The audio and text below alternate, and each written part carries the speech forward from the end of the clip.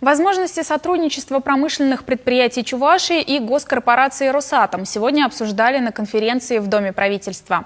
С «Росатомом» и его ведущими институтами республика сотрудничает уже больше 7 лет.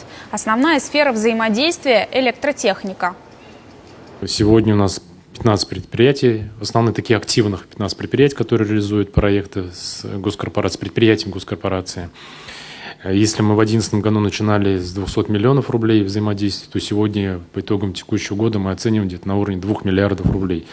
Понятно, что это не... По оценке министра экономического развития Чувашии, потенциал республики значительно шире. И сегодняшняя встреча должна открыть новые возможности для дальнейшего сотрудничества чувашской промышленности с «Росатомом». Сегодня на конференции свои предложения по взаимодействию в сфере кибербезопасности, производства турбинных синтетических масел и химической отрасли озвучили представители наших предприятий.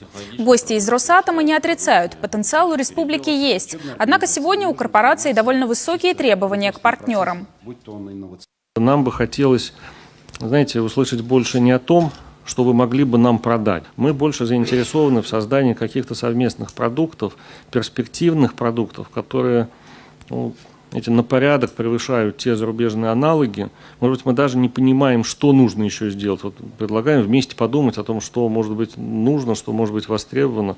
Вот в это госкорпорация готова вкладываться. Удастся ли чувашским производителям заинтересовать федеральных инвесторов и внести свой вклад в развитие импортозамещения в нашей стране, станет ясно уже завтра. В планах представителей «Росатома» побывать на нескольких предприятиях и познакомиться с их новыми разработками. А сегодня одно достижение уже есть. Между местной компанией «Интеллектуальные сети» и самым крупным предприятием ядерного оружейного комплекса, входящего в состав госкорпорации, подписано соглашение о сотрудничестве.